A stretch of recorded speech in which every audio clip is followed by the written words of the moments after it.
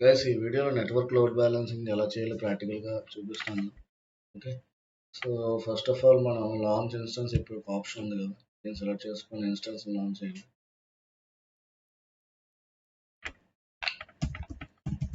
Net load -1 అని చెప్పి name ఇస్తున్నాను.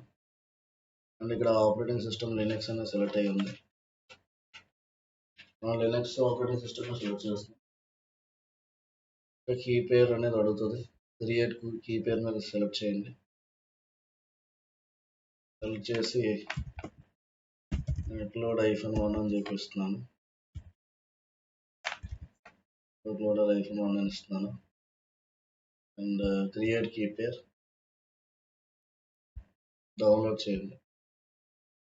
నెట్వర్క్ సెట్టింగ్స్లోకి వెళ్ళి ఇక్కడ సెక్యూరిటీ గ్రూప్ నేమ్ ఉంది, నెట్ లోడర్ -1. సో ఇక్కడ port type by default SSH ఉంటుంది. అండ్ కస్టమ్ పోర్ట్ మనం ఇక్కడ ఏంటంటే HTTP అండ్ పోర్ట్ అనేది ఎనేబుల్ చేయండి. సోర్స్ టైప్ ఎనీవేర్ పెట్టుకోండి.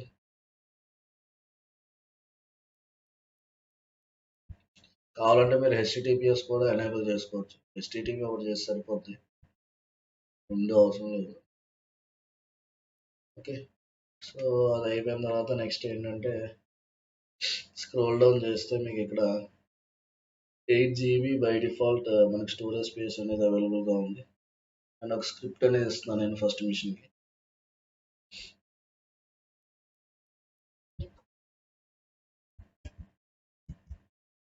ఇది బూట్ స్ట్రాప్ స్క్రిప్ట్ అనమాట.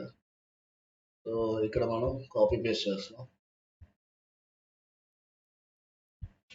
Launch instance. ఓకే, సో సిమిలర్గా ఈ సెకండ్ సర్వర్ ఏదైతే ఉందో ఆ సెకండ్ సర్వర్కి కస్టమ్ పోర్ట్ నెంబర్ ఇవ్వాల్సి వస్తుంది ఇక్కడ. సో ఓకే, లాంచ్ ఇన్స్టెన్స్లోకి వెళ్ళండి. మళ్ళీ నెట్వర్క్ లోడ్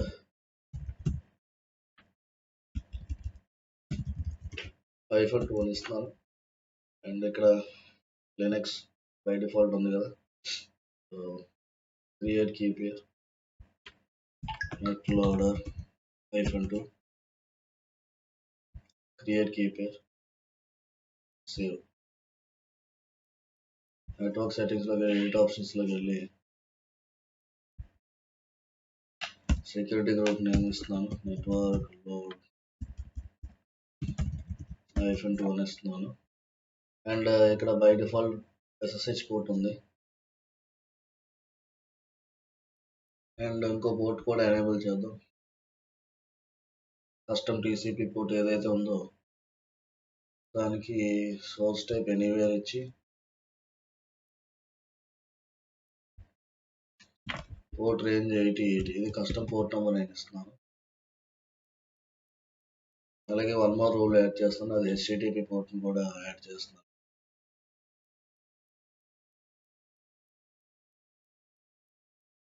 సో ఇక్కడ మనం ఏంటంటే ఒక కస్టమ్ పోర్ట్ అనేది ఇచ్చాం, పోర్ట్ నెంబర్ అనేది ఇచ్చాం. అండ్ అడ్వాన్స్ డీటెయిల్స్కి వెళ్ళి ఇక్కడ మనం ఇంకో బూట్ స్ట్రాప్ స్క్రిప్ట్ ఏదైతే ఉందో అది ఇక్కడ పేస్ట్ చేస్తాం.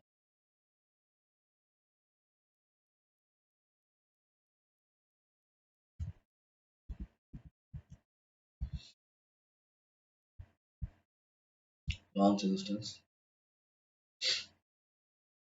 సో స్క్రిప్ట్స్ అనేవి వర్క్ అవుతున్నాయో లేదో మన పబ్లిక్ IPv4 అడ్రస్ కాపీ చేసి టెస్ట్ చేద్దాం.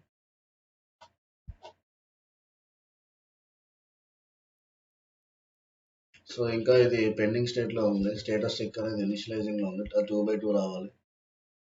సో మీన్ వైల్ EC2 డాష్బోర్డ్లోకి వెళ్ళి security groups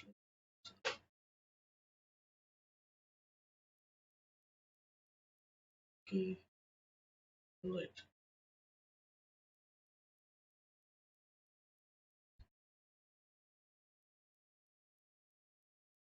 so first machine select చేసి పబ్లిక్ IPv4 అడ్రస్ కాపీ చేసి వేరే ట్యాబ్లో పేస్ట్ చేసి చెక్ చేయండి ఒకసారి వర్క్ అవుతుందో లేదా. సో అది వర్కింగ్లో ఉంది. సో అలాగే సెకండ్ సర్వర్ది కూడా ఒకసారి చెక్ చేద్దాం.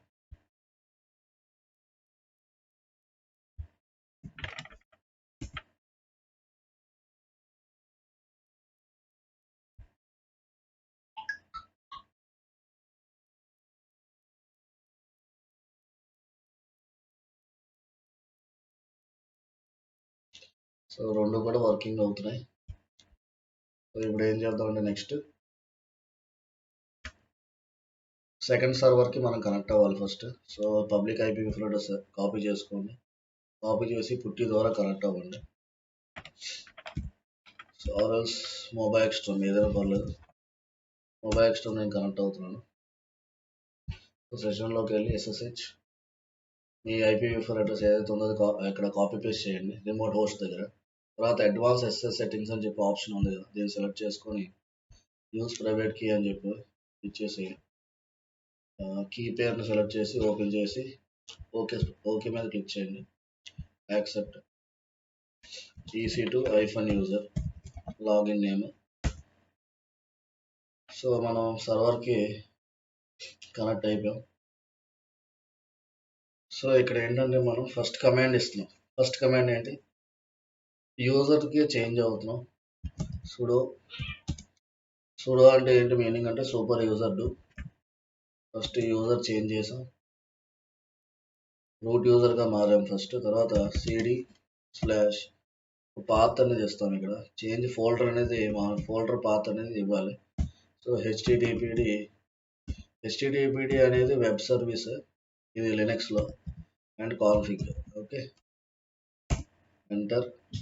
నెక్స్ట్ ఏంటంటే విఐ ఎడిటర్లోకి వెళ్ళాలి. VI httpd.conf. ఓకే, తర్వాత ఇన్సర్ట్ మోడ్లోకి వెళ్ళండి. మీ యొక్క కీబోర్డ్లో ఇన్సర్ట్ అని చెప్పి ఆప్షన్ లేకపోతే ఐ అని చెప్పి ప్రెస్ చేసినా మీరు ఎంటర్ అయిపోతారు. సో అలాగే మీరు డౌన్లోకి వెళ్తే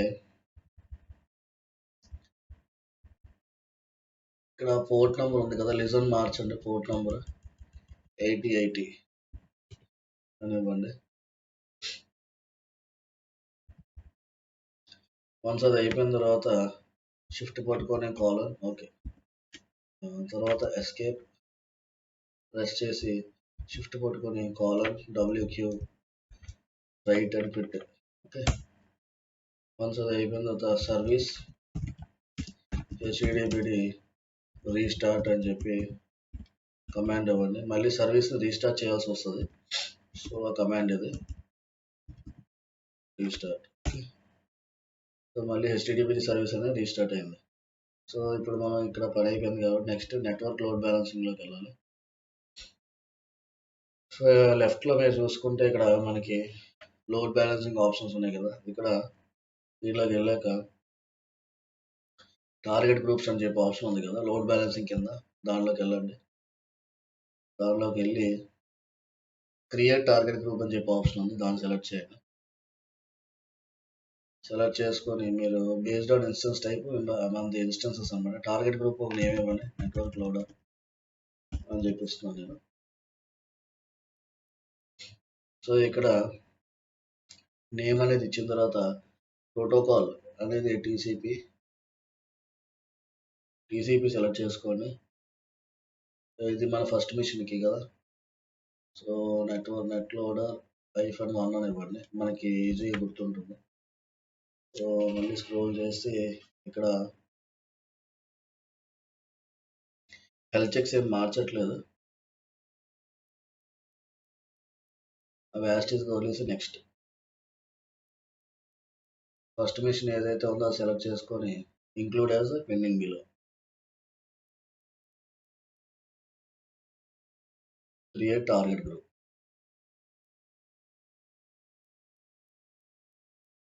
సో టార్గెట్ గ్రూప్ అనేది క్రియేట్ అయింది ఫస్ట్ మిషన్కి.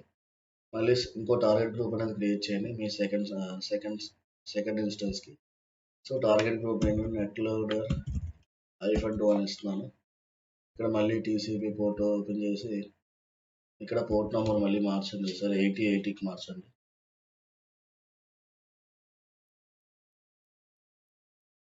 ఇవేం చేంజ్ చేయక్కర్లేదు, యాజ్ టీస్గా వదిలేసి నెక్స్ట్ అని క్లిక్ చేయండి.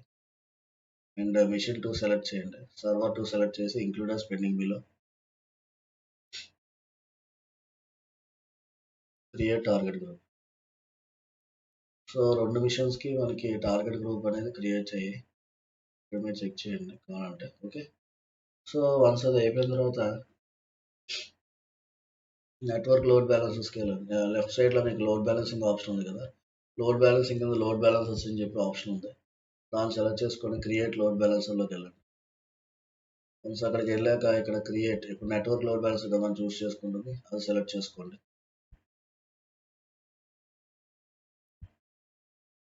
లోడ్ బ్యాలెన్సింగ్కి ఒక నేమ్ ఇవ్వండి.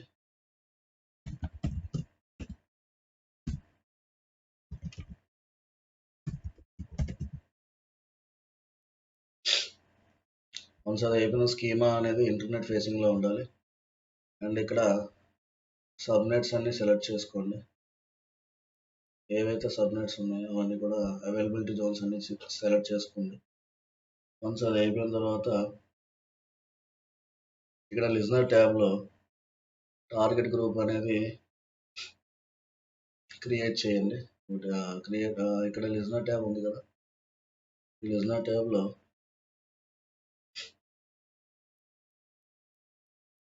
Add listener. Okay, forward to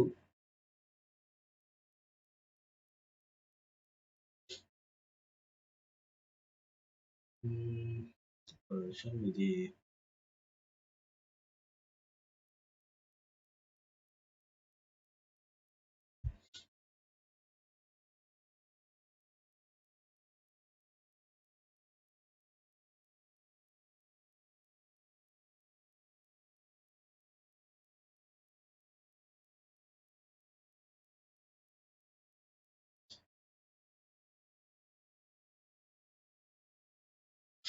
ఇక్కడ పోర్ట్ నెంబర్ అనేది 8080 ఇవ్వండి. And forward to machine 2.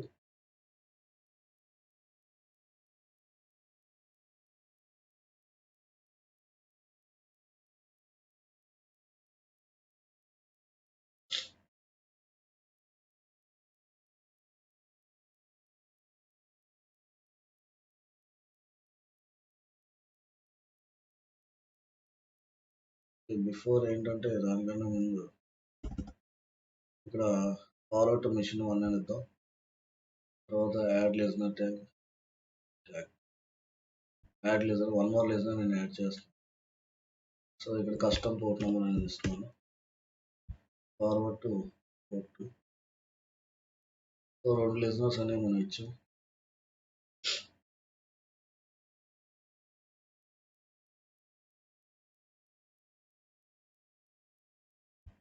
ఇప్పుడు అయిపోయింది, మనం లిజనర్స్ కూడా యాడ్ చేసాం. ఇప్పుడు క్రియేట్ లోడ్ బ్యాలెన్సర్ అని చెప్పి సెలెక్ట్ చేసుకోండి.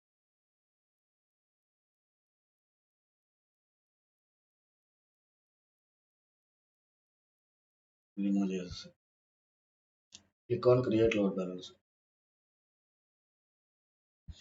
ఇప్పుడు view load balancer, EC2 dash బోర్డ్కి వెళ్ళి ఇన్స్టెన్సెస్లోకి వెళ్ళండి.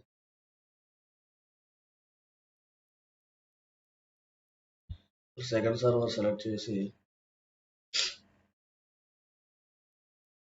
డిఎన్ఎస్ ఏదైతే ఉందో, పబ్లిక్ IP4 అడ్రస్ ఏదైతే ఉందో దాని యొక్క డిఎన్ఎస్ కాపీ చేసుకొని పేస్ట్ చేయండి. పేస్ట్ చేసి ఎంటర్ చేయండి.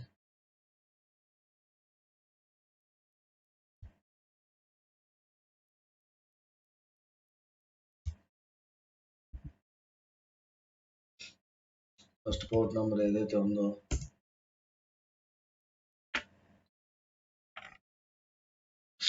ఆర్ఎల్స్ పబ్లిక్ IP4 అడ్రస్ కాపీ చేసి పేస్ట్ చేయండి.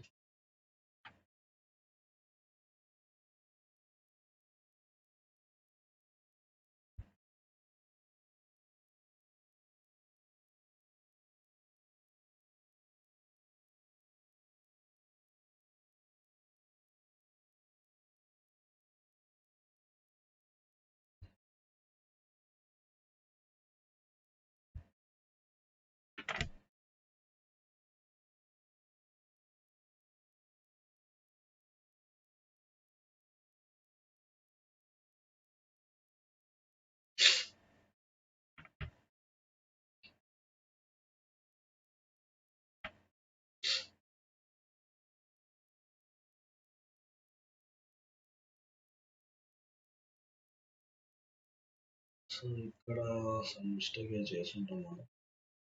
లోడ్ బ్యాలెన్సింగ్‌కి వెళ్ళి ఓకే. ఇంకా స్టేట్ ప్రొవిజనింగ్‌లో ఉంది. అది యాక్టివ్ అవ్వలేదు.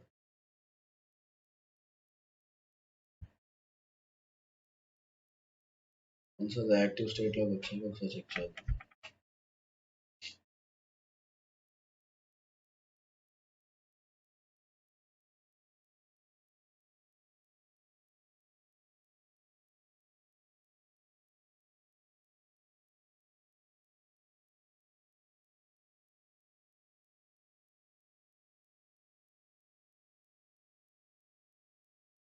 సో యాక్టివ్ స్టేట్‌లోకి వచ్చింది. ఏదైతే డిఎన్ఎస్ నేమ్ ఉందో అది కాపీ చేసి నేను ఇక్కడ పేస్ట్ చేస్తున్నాను.